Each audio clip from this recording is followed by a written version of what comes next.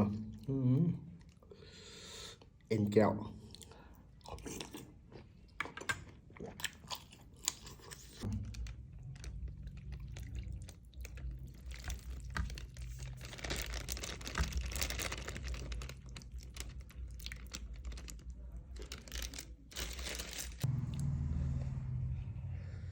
สวัสดีครับแสบนัวคั่วบาวบอยครับรายงานตัวรายงานใจกับพี่กับน้องเบิร์ดสุขูสุคนนะครับสวัสดีอย่างเป็นทางการนะครับผมนะพี่น้องวันนี้บาวบอยได้เมนูนี่พี่น้อง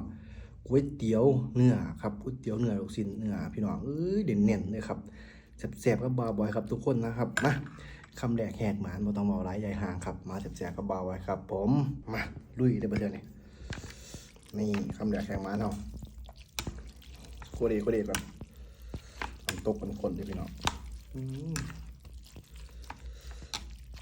พริกกี้ก็มีเหลืองครับมีเหลืองบาบอได้มีเหลืองมาสู้กินมาเนี่ย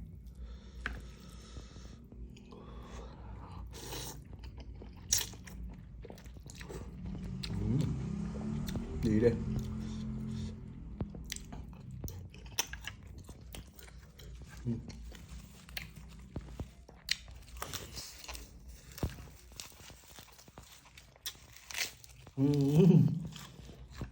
ต่อใจผักมีเป็นสวนเลย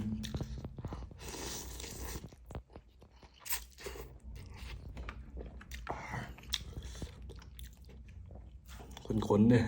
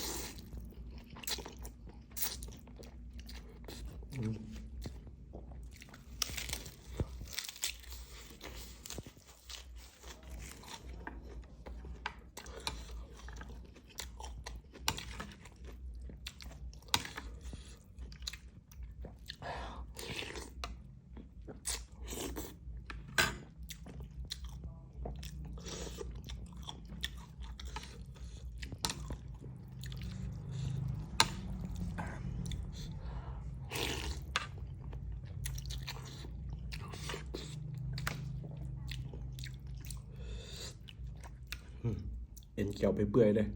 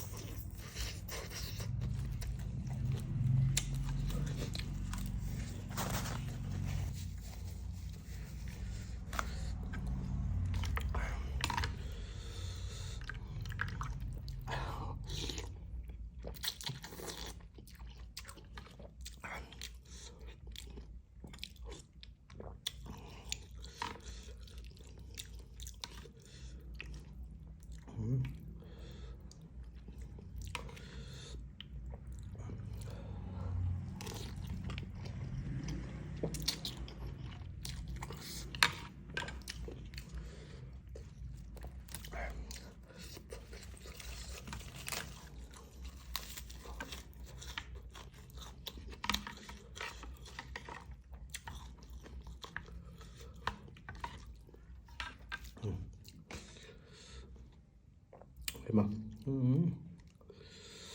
เอ็นแก้ว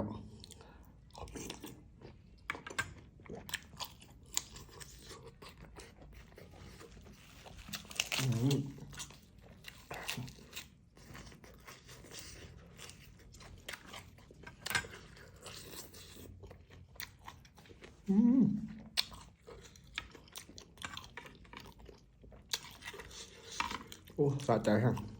พี่น้องถึงเผ็ดถึงแซ่บ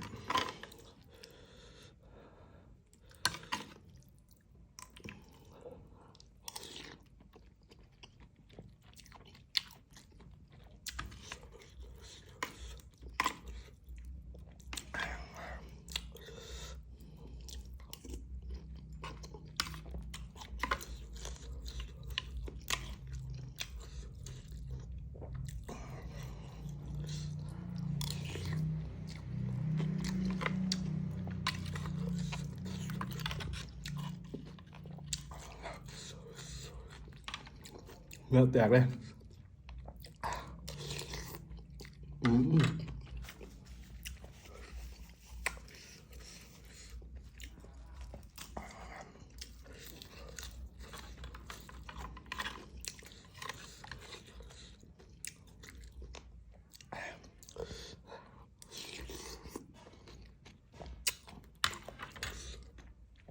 สุดยอด